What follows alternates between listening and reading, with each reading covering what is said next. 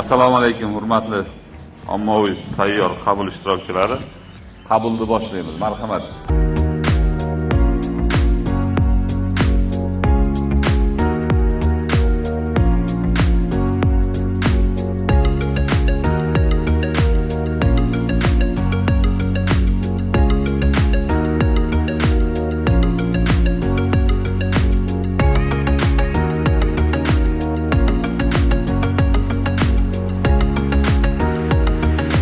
Salomova Sanobar.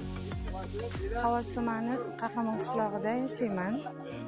Ishsizliklar ro'yxatida turardim. Bugun mahallamizda sayyor qabul bo'lganligi uchun o'zimiz mahallamizga kasb-hunar kollejiga ishga murojaat qilganim, ishga kirdim.